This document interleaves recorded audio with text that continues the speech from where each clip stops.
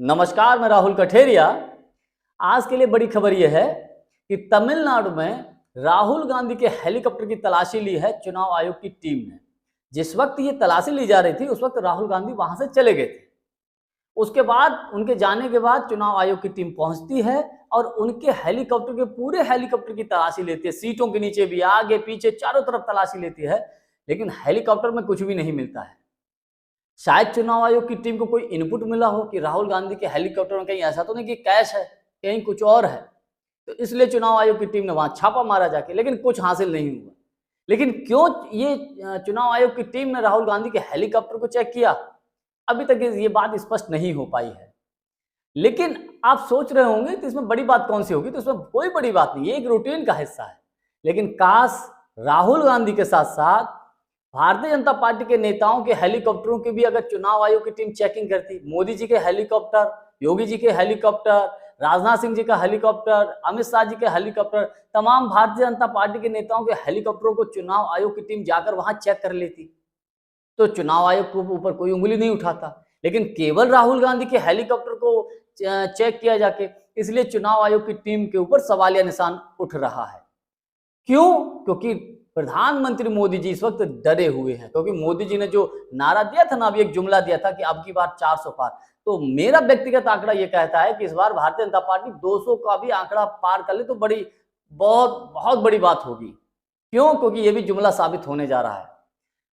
Rahul Gandhi Congress party इस वक्त केवल मुद्दों को लेकर चुनाव लड़ रहे हैं। वो बेरोजगारी, महंगाई, नौकरी, रोजगार, किसानों के मुद्दे, महिलाओं के मुद्दे, इन मुद्दों पर चुनाव लड़ रहे हैं। अगर इन मुद्दों की बात होगी तो मोदी जी तो फंस जाएंगे, भारतीय जनता पार्टी भी फंस जाएगी। तो क्या करो साहब, मुद्दों से भटकाओ। अब मुद्दों से कैसे भटकेंगे? अभी हाल ही में आपने उदाहरण देखा कि किस प्रकार से मोदी जी ने तेजस्वी यादव की मटन और वो चिकन और वो मछली खाने को लेकर तंज कसा था। अरे भाई, देश में हर किसी को आजादी है अपने हिसाब से खाना खाने का। क्या मोदी जी तय करेंगे कि कौन आदमी किस दिन किस समय ये खाना खाए या खाना नहीं खाए?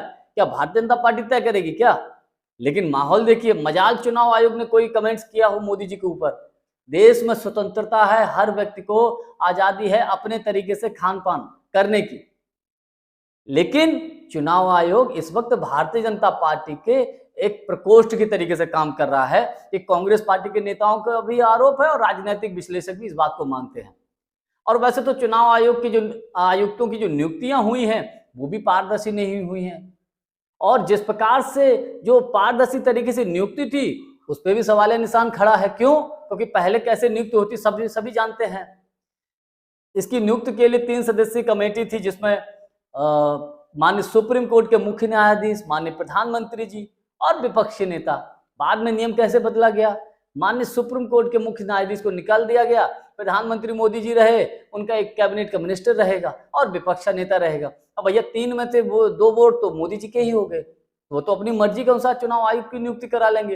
और जब अपनी मर्जी से करेंगे तो ऐसे एक को ही तो चुनेंगे ना जो उसके हाँ में हाँ मिलाए, जो उनकी गुलाम वाली स्वीकृति, उनकी गुलाम जो उनके ढंग से जी हुजूर आका वाली बात करे, ऐसे को ही तो चुनेंगे ना चुनाव आयुक्त।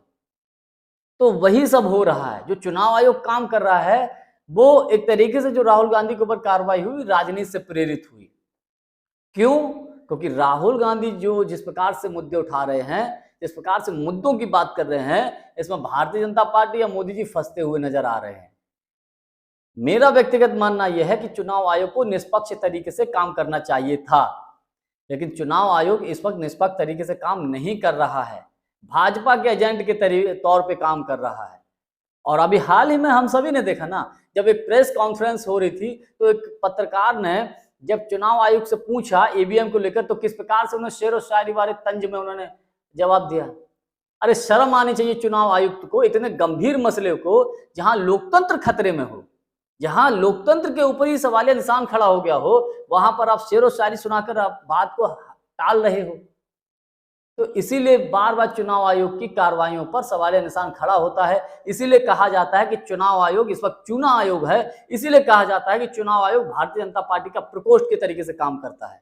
और आज की राहुल गांधी के हेलीकॉप्टर की कार्रवाई, मैं इसको बुरा नहीं मानता, होना चाहिए, लेकिन काश अगर भारतीय जनता पार्टी के नेताओं की भी हेलीकॉप्टर की अगर उनकी जांच होती तो और शायद बेहतर होता। आज के लिए बस इतना ही। बहुत बहुत धन्यवाद। नमस्कार।